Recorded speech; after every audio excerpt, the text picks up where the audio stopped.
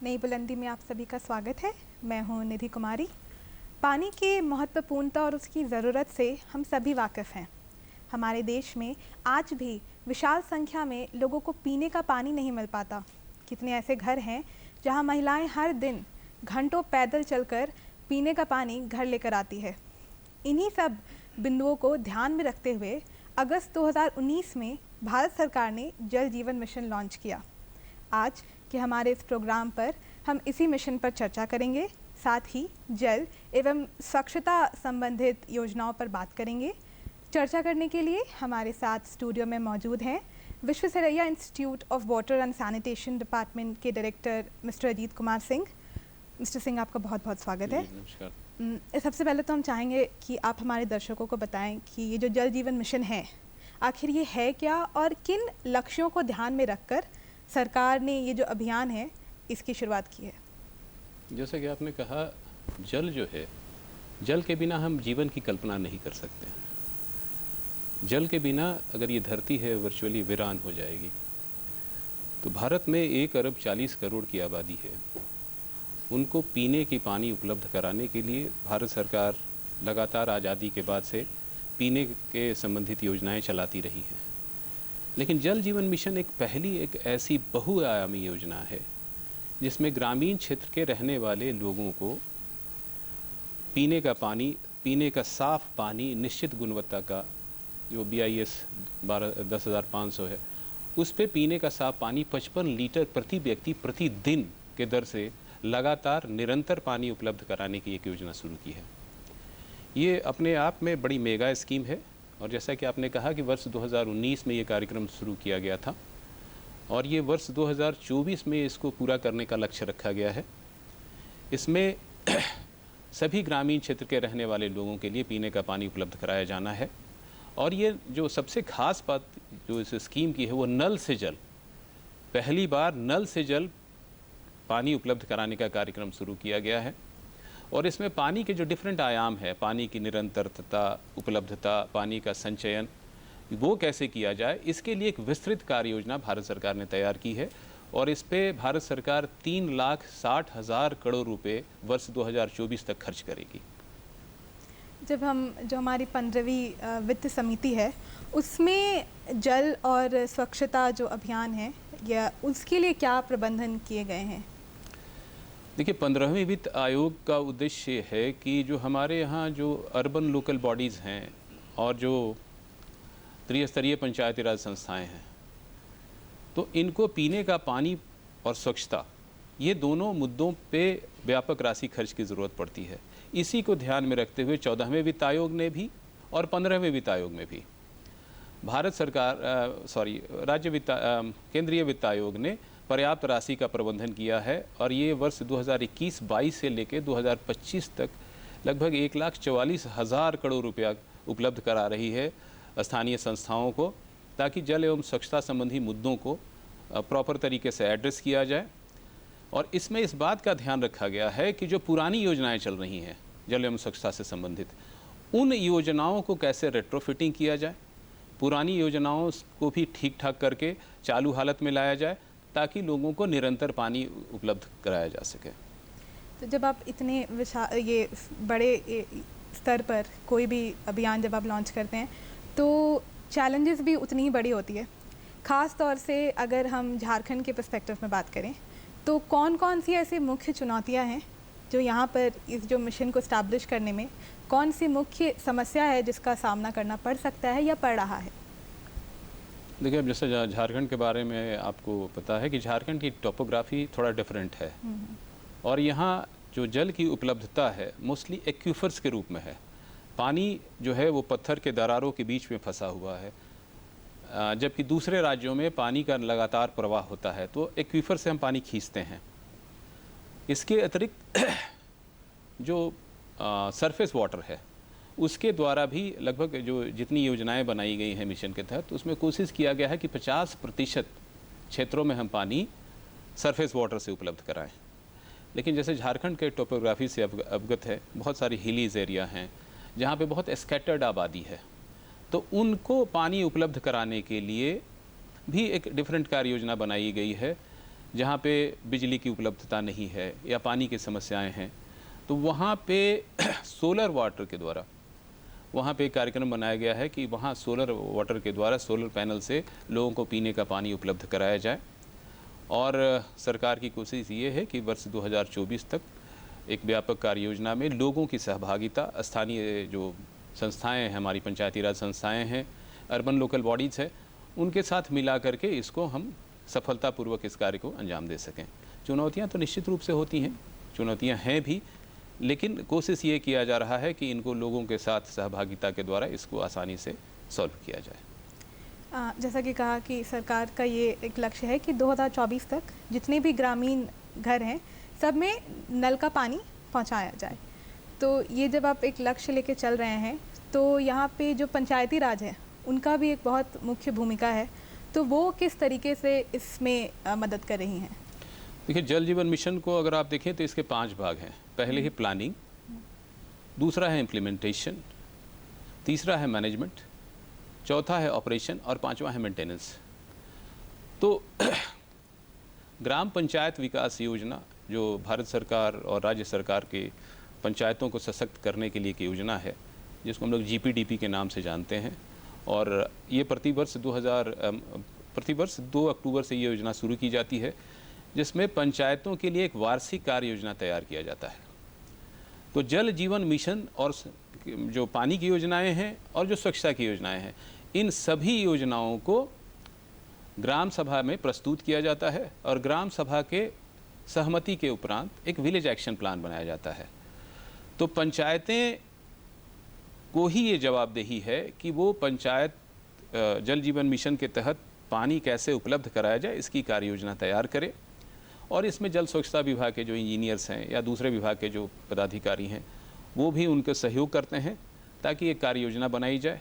फिर वहाँ से ग्राम पंचायतों से जिला स्तर और जिला स्तर से राज्य स्तर पे एक स्टेट एक्शन प्लान बना करके उसको कार्यान्वित कराया जाता है।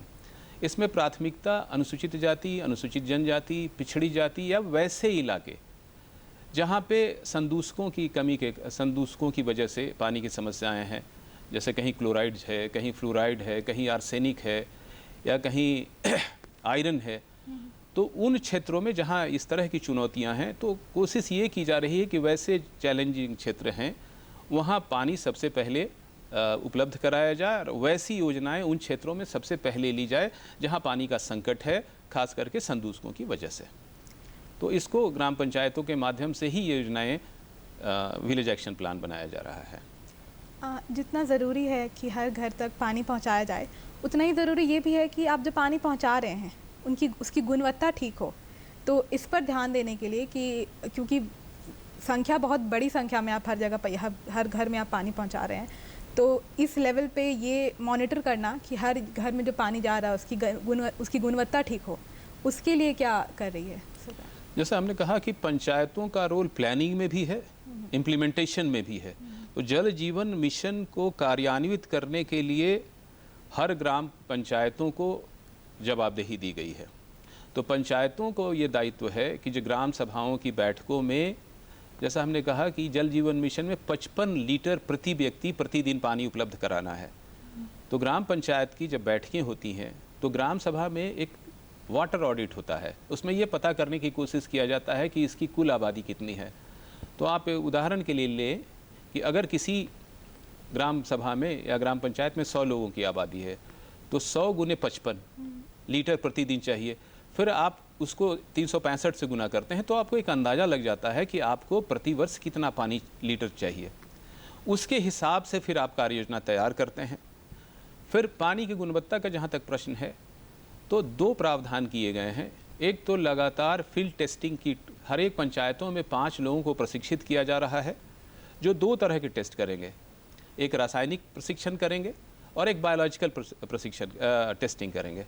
रासायनिक प्रशिक्षण जो टेस्टिंग होगा उसमें ये ध्यान रखा जाएगा कि इसमें आर्सेनिक नहीं है, इसमें आयरन नहीं है, इसमें क्लोराइड नहीं है, फ्लोराइड नहीं, इसका टेस्ट होगा। इसके अतिरिक्त मानसून आने के पहले और मानसून आने के बाद पानी में किसी तरह के बायोलॉजिकल कंटेमिनेशन नहीं है, इसकी भी टेस्टिंग के लिए पंचायत स्तर पे भी प्रावधान किया गया है। इसके अतिरिक्त प्रखंड में इसके लिए लैब बनाए गए हैं, प्रत्येक जिलों में लैब बनाया गया है और राज्य स्तर पर भी लैब बनाया गया है, जिसमें जल की लगातार गुणवत्ता की मॉनिटरिंग और उसकी जांच कराई जा रही है और इसके लिए फील्ड टेस्टिंग किट भी लोगों को पंचायतों में उपलब्ध कराया जा रहा है। तो सरकार इसमें चाहती है कि पानी की उपलब्धता ही नहीं, पानी की गुणवत्ता भी ठीक हो, इसके लिए भी लगातार सरकार प्रयास कर रही है। और ये फील्ड टेस्ट हर पंचायत में 4-5 लोगों को प्रशिक्षित किया जा रहा है और वो खुद टेस्ट करेंगे कि पानी की क्वालिटी निर्धारित क्वालिटी है या नहीं। तो इसके प्रावधान किए गए हैं जल जीवन मिशन में। हम जैसे कि पानी हर किसी तक पहुंचाना है, तो इस पे सरकार काफ़ी लंबे वक्त से काम कर रही है। लगभग 1972 से सरकार नए नए प्रोजेक्ट्स लेकर सामने आ रही है ताकि हर घर तक पानी पहुंचाया जाए, लेकिन तब भी कहीं ना कहीं हम चूके जा रहे हैं, क्योंकि अगर देखा जाए तो कितने घरों में अभी तक पानी पहुंचा नहीं है। और ये जो जल जीवन मिशन है, इसमें कहा गया है कि 2024 तक हम हर घर में नल से जल पहुंचाएंगे। तो ये जो है अभियान में, इसमें ऐसा क्या सरकार कुछ नई योजना या फिर कुछ नए स्टेप्स लेकर आ रही हैं जिससे उनको लग रहा है कि उन्होंने जो लक्ष्य निर्धारित किया है इसको 2024 तक वो पूरा कर लेंगी? देखिए, जैसा हमने कहा कि इम्प्लीमेंटेशन के लिए एक स्टेट एक्शन प्लान बनाया गया है। पूरे राज्य के लिए एक स्टेट एक्शन प्लान बनता है, वो प्रतिवर्ष अपडेट होता है। सरकार, भारत सरकार और राज्य सरकारें मिल करके उस योजना पे काम कर रही है। जो एक बड़ा मुद्दा है, खास करके अगर आप ध्यान देखें, कि पीने की पानी के लिए एक होलिस्टिक कार्यक्रम चाहिए। इसमें पीने के लिए पानी उपलब्ध हो, जल स्रोत जो हैं वो लगातार सूख रहे हैं, तो उनको कैसे ठीक किया जाए। तो इसके लिए और भी सरकार के कई कार्यक्रम, जैसे मनरेगा में चेक डैम बनाने का प्रावधान है, आप देख लीजिए कि पॉन्ड बनाने का प्रावधान है। इसके अतिरिक्त जो पानी हम यूज़ करते हैं, जो ग्रे वाटर जनरेट होता है, हम लोग जितना पानी यूज़ करते हैं उसका एक बड़ा हिस्सा ग्रे वाटर के रूप में कन्वर्ट होता है। तो पंचायतें और सरकार ये कोशिश कर रही है विभिन्न कार्यक्रमों के माध्यम से कि पानी के लिए सोख्ता गड्ढा बनाया जाए, पानी को रिचार्ज किया जाए। देखिए, एक ध्यान रखिए कि अगर आप बैंक में पैसा रखते हैं और लगातार आप पैसा ड्रॉ कीजिएगा तो एक समय आएगा कि आपके अकाउंट में पैसा नहीं होगा। तो सिमिलरली हम लोग को ये ध्यान रखना होगा कि हम पानी जो यूज़ कर रहे हैं, जो भूगर्भ से जो जल खींच रहे हैं या जो सरफेस वाटर यूज़ कर रहे हैं, तो वो जो जल है उसको हम रिचार्ज करने की भी व्यवस्था करें। और भारत सरकार का भी और राज्य सरकार का भी इस बात पे जोर है कि हम लोग रिचार्जिंग पे फोकस करें। वर्षा का जल संचयन और पुनर्भरण, ये एक बड़ा कार्यक्रम है और इसमें मनरेगा में बहुत सारी योजनाएं हैं जो ली गई हैं और उसको कार्यान्वित कराया जा रहा है। एक सर्वे आया था जिसमें ये बताया गया था कि करीब करीब 30 मिलियन पॉन्ड्स बनाए गए हैं पूरे देश में। तो ये हमको करना पड़ेगा, वर्षा के जल को कैसे एक एक बूंद बचाया जाए। और ग्रे वाटर जो हम जनरेट कर रहे हैं, उस ग्रे वाटर को भी हम सोख्ता गड्ढा के माध्यम से या ग्रे वाटर पॉन्ड के रूप में कन्वर्ट करके जो गंदा जल हो रहा है उसको कहीं एक पॉन्ड में जमा करें और फिर उसको रीयूज़ करें। तो हमको ये भी ध्यान रखना होगा कि जो पानी है जो हमारे पास उपलब्ध है, अगर आप देखें तो पीने की पानी की उपलब्धता लगातार घट रही है। उसके कई कारण हैं। एक तो हमारे यहाँ जो खेती के लिए करीब करीब 70% जो मीठे जल का उपयोग सिर्फ खेती के लिए होता है। इसके अतिरिक्त उद्योगों में भी पानी का एक बड़ा हिस्सा इस्तेमाल होता है। घरेलू ज़रूरतों के लिए पीने का पानी का इस्तेमाल करते हैं। इसके अतिरिक्त जो हम लोग संरचनाएं बना रहे हैं उसमें भी हम पीने का पानी का इस्तेमाल करते हैं। तो ये लगातार डिमांड बढ़ रहा है। तो कहीं ना कहीं पानी की उपलब्धता और पानी की मांग में एक अंतर है। तो इसको हमको एड्रेस करना होगा और इसमें हर व्यक्ति को, समाज के हर व्यक्ति को इस बात की जवाबदेही लेनी होगी कि पानी की उपलब्धता के साथ साथ हम पानी की एक एक बूंद को बचाएं और उस बूंद को इस्तेमाल करें। तो रिचार्ज करने का भी हिस्सा है, रीयूज़ करने का है और आप पानी का संतुलित तरीके से इस्तेमाल करें। तो इसके लिए समाज को जागरूक करने की ज़रूरत है कि पानी की उपलब्धता जो है हमारे देश में घट रही है, तो आप पानी का सही और समुचित तरीके से प्रयोग करें। जैसा कि अभी आपने कहा, हम एक जल जीवन मिशन पर बात कर रहे थे और आपने कुछ और भी अभियान की चर्चा की, मनरेगा कैसे इसमें मदद कर रही है। तो जो बाकी, एक तो ये अभियान है, उसके साथ जो सरकार की बाकी अभियानें चल रही हैं उसका कन्वर्जेंस करके उनको सबको साथ में लाकर किस तरीके से काम किया जा सकता है या किया जा रहा है? जैसा हमने आपके शुरुआत में ही हमने कहा कि ग्राम पंचायत विकास योजना एक होलिस्टिक कार्यक्रम है जिसमें स्थानीय स्तर की जो सरकारें हैं उनको बुनियादी सेवाएं जो हैं, चाहे वो जल का इशू हो, स्वच्छता का मामला हो, सफाई का इशूज हो, इनको एड्रेस करने का संवैधानिक दायित्व 73वां संविधान संशोधन के पश्चात पंचायतों को सौंपा गया है। तो वैसी स्थिति में जो और जो सरकार के कार्यक्रम है या जो और विभाग हैं वो भी इसमें सहयोग कर रही हैं। जैसे मैंने कहा कि मनरेगा की योजनाएं हैं, तो जल संरक्षण और जल संचयन में मनरेगा की बड़ी प्रभावी भूमिका है, क्योंकि पानी बचाना, पानी को संचित करना और पानी को रिचार्ज करना, ये योजनाएं हम मनरेगा से कर सकते हैं। सोख्ता गड्ढे का निर्माण है या ग्रे वाटर के लिए स्टोरिंग टैंक बनाने की ज़रूरत है, तो इस तरह की योजनाएं भी हम मनरेगा से ले सकते हैं। इसके अतिरिक्त 15वें वित्त आयोग के द्वारा काफ़ी बड़ी राशि उपलब्ध कराई जा रही है पंचायतों को, जिसमें जो पुरानी योजनाएं हैं, जिसमें कहीं कोई गड़बड़ी है, कुछ त्रुटियां हैं, तो उनको हम रेट्रोफिटिंग करके इस योजनाओं से जोड़ सकते हैं। जैसे पुराने कोई मान लीजिए वाटर टावर है, उसमें पाइप ठीक काम नहीं कर रहा है, तो उसको हम 15वें वित्त आयोग के राशि से उसको हम लगा करके उसको ठीक करा सकते हैं। नालों का निर्माण कर सकते हैं, सोख्ता गड्ढा का निर्माण कर सकते हैं, और एक व्यापक जन जागरूकता चलाने की ज़रूरत है। लोगों को पानी के बारे में अवेयरनेस क्रिएट करने की ज़रूरत है। तो इसमें भी जल जीवन मिशन में एक इम्प्लीमेंटेशन सपोर्ट एजेंसियों का सहायता लिया जा रहा है। खास करके जो PRIs में बहुत सारे ऐसे CBOs हैं या NGOs हैं, उनको सिलेक्ट किया गया है ताकि वो पानी की ज़रूरतों के बारे में, पानी के उपयोग के बारे में और पानी के योजनाओं के कार्यान्वयन में लोगों को समझा सकें कि पानी का हम संतुलित तरीके से कैसे खर्च करें, पानी कैसे उपयोग करें, पानी कैसे बचाएं। और पंचायतें भी एक बड़ा रोल प्ले कर सकती हैं कि उस तरह की फसलें जिसमें पानी का कम इस्तेमाल होता है, जैसे महाराष्ट्र में अहमदनगर में एक पंचायत है, वहाँ पे लोगों ने निर्णय लिया कि हम वैसी फसलों का उत्पादन नहीं करेंगे जिसमें पानी का ज़्यादा इस्तेमाल होता है। उदाहरण के लिए गन्ने की खेती, तो गन्ने की खेती में पानी का बहुत इस्तेमाल होता है, तो वहाँ पे लोगों ने निर्णय लिया कि हम पानी का इस्तेमाल नहीं करेंगे। राजस्थान में कुछ ऐसी पंचायतें हैं, वहाँ पिपलांद्री एक जगह है, वहाँ पे भी लोगों ने किया कि हम ज़्यादा से ज़्यादा तालाब निर्माण कराएंगे और पेड़ लगाएंगे। तो इस तरह से पानी को बचाना, पानी को संरक्षित करना, सुरक्षित करना सिर्फ सरकार का ही दायित्व नहीं है, समुदाय का भी रोल है। और इसमें मनरेगा की स्कीम हो सकती हैं, वाटर सैनिटेशंस के स्कीम हो सकते हैं, 15वें वित्त आयोग का स्कीम हो सकता है, इवन की शिक्षा विभाग के भी जो बहुत सारी योजनाएं हैं स्कूल से रिलेटेड हैं, तो उन योजनाओं को समेकित करके हम लोग इसको बेहतर तरीके से कार्यान्वित करा सकते हैं। खास करके आंगनवाड़ी सेंटर्स हैं, प्राथमिक विद्यालय हैं, इसके अतिरिक्त हेल्थ सेंटर्स हैं, हेल्थ सब सेंटर्स हैं, उसमें भी हम पीने का साफ पानी लोगों को उपलब्ध कराएं और उसमें उसकी गुणवत्ता मेंटेन करें।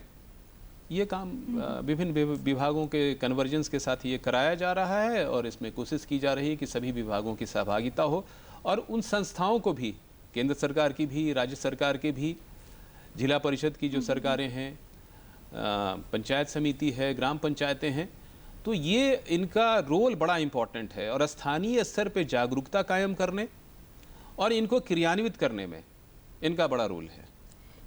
जैसे कि अभी हम बात कर रहे थे कि जितना हर घर तक पानी पहुंचाना ज़रूरी है, उतना ही ज़रूरी है कि वो जो पानी हम उसका संरक्षण कर सकें। ख़ास तौर से अभी कुछ वक्त से जब ग्राउंड वाटर जो है वो थोड़ा नीचे जा चुका है, क्योंकि ये लोग रेन वाटर हार्वेस्ट नहीं कर रहे उतने अच्छे से। तो इसके लिए, पानी बचाने के लिए, जो क्योंकि हमारे देश में जो साफ़ पानी है वो ज़्यादातर बरसात के पानी से ही हमें मिलता है, तो वो पानी को बचाने के लिए क्या योजनाएँ लाई जा रही हैं सरकार की तरफ से? देखिए, पानी की उपलब्धता लगातार कम कर रही है। एक अनुमान है, एक आंकड़ा है कि वर्ष 1951 में हमारे यहाँ 5177 घन मीटर वार्षिक जल उपलब्ध था। ये वर्ष 2011 में 1545 घन मीटर रह गया और कहते हैं कि 2050 आते आते ये लगभग 1147 घन मीटर उपलब्ध होगा। तो आप देखिए कि आबादी बढ़ रही है और जल की उपलब्धता घट रही है। तो हम कहीं ना कहीं हर व्यक्ति को ये जागरूक होना पड़ेगा कि हम पानी का संयमित रूप से उपयोग करें। योजनाएं सरकार की हैं, योजनाएं सरकार की तरफ जो जैसा हमने जिक्र किया कि मनरेगा की योजनाएं हैं, इसके अतिरिक्त मनरेगा में बहुत सारे स्कीमें हैं। सोख्ता गड्ढा का निर्माण का है, कंटूर बंडिंग का है, कंटूर ट्रेंचिंग का है, चेक डैम का है, जिसमें छोटे नालों को रोक करके उसके पानी को रोका जाए और रोक करके उसको भूगर्भ में अवशोषित होने के लिए छोड़ा जाए। इसके अतिरिक्त 2015-16 में भी सरकार ने डोभा के स्कीम चलाया था। मैं आपको एक बड़ा इंटरेस्टिंग जानकारी दूं कि 19वीं शताब्दी में जो आज का पलामू जिला है, वहाँ लगातार पानी की पीने की समस्याएं थी और लगातार अकाल पड़ रहा था। तो उस दौरान मिस्टर लायल एक सर्वे सेटलमेंट ऑफिसर्स थे, उन्होंने सर्वे सेटलमेंट लिखा कि 19वीं शताब्दी में पलामू में कोई 36-37 जलाशय थे। जब लगातार निरंतर अकाल पड़ा तो लोगों ने श्रमदान के द्वारा कंट्रीब्यूट करके करीब करीब 1150 जलाशय करीब 20 से 25 सालों में खोद दिया।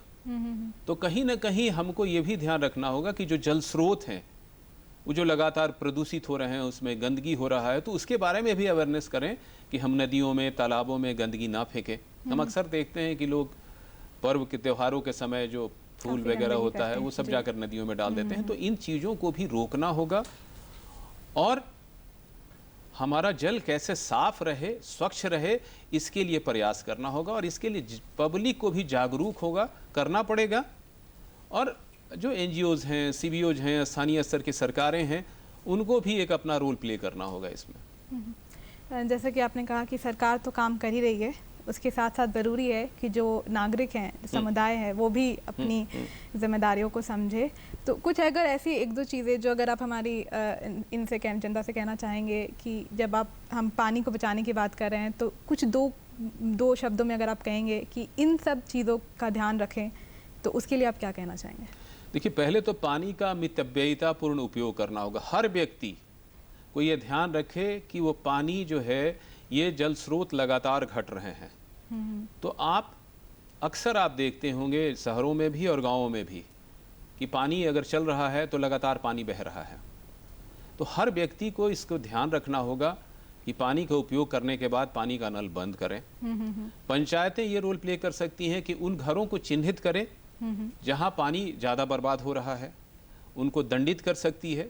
और कई पंचायतों ने ऐसा शुरू काम भी किया है कि वो पानी वैसे घरों में जहां पानी निर्बाध रूप से बह रहा है, उनको उसने दंड का प्रावधान किया है। पानी को यूज़ करने के लिए लोगों को टैक्स देने के बारे में भी सोचना होगा, क्योंकि पानी का मेंटेनेंस जो है वो बहुत आसान नहीं है। सरकार योजनाएं ज़रूर बना देती हैं, लेकिन पानी उपलब्ध कराने की 3 चुनौतियां हैं। एक तो उसका वित्तीय प्रबंधन की बात है, एक तकनीकी प्रबंधन है और एक प्रशासनिक प्रबंधन है। वित्तीय प्रबंधन के संदर्भ में आप देखें तो जो योजनाएं चलाई जा रही हैं जो पंचायतों में, तो वहाँ पे उसके मेंटेनेंस के लिए कोई व्यक्ति चाहिए, उसमें क्लोरीन अगर सफाई करना है तो क्लोरीन चाहिए, उसके टेस्टिंग किट चाहिए, मशीन और उपकरण, वॉल्व, ये सब ठीक ठाक रहें। इसके मेंटेनेंस की भी ज़रूरत है, इसके लिए पैसे की ज़रूरत होगी, बिजली पे खपत होगा। तो कहीं ना कहीं लोगों को इन प्रभारों को पे करने के लिए भी आगे आना होगा। दूसरा है कि भाई वित्तीय प्रबंधन। तो वित्तीय प्रबंधन ये है कि जो खर्च हो रहा है उसका एक हिस्सा कहीं ना कहीं समुदाय को ओन करना होगा। और तीसरा है प्रशासनिक ढांचा। तो जल एवं स्वच्छता समिति हर जगह पंचायतों में, हर ग्राम सभा क्षेत्र में है। तो जल स्वच्छता समिति का कार्य यह है कि लोगों को जल के संचयन के बारे में, पुनर्भरण के बारे में ज़्यादा से ज़्यादा जागरूक करे, क्योंकि जल 80% जो बीमारियां हैं वो जल में कहीं ना कहीं प्रदूषण के कारण होती है। उसमें जो केमिकल्स होते हैं उसके बारे में होती है। तो लोगों को कहीं ना कहीं जागरूक होना होगा इसके बारे में कि भाई पानी जीवन के लिए अमूल्य है। जैसा कि आपने कहा कि लोगों को भी जागरूक होने की बहुत ज़रूरत है। पानी पहुंचाना तो खैर एक काम है ही, जिस पर सरकार अभियान चला रही है, लेकिन पानी को बचाना भी उतना ही ज़रूरी है। सरकार अपना काम कर रही है, लेकिन उसके साथ ज़रूरी है कि हर नागरिक भी अपने तरफ से अपने स्तर पे एफ़र्ट्स लगाए, ख़ास तौर से पानी की फ़िजूल खर्ची से बचे। मिस्टर सिंह, आज आप हमारे स्टूडियो में आए, आपने इतनी महत्वपूर्ण जानकारियाँ दी हमें जल और स्वच्छता संबंधित, उसके लिए बहुत बहुत शुक्रिया। इसी के साथ हमें भी दीजिए इजाज़त। हम फिर मिलेंगे आपसे एक नए विषय पर एक नए विशेषज्ञ के साथ। तब तक के लिए नमस्कार।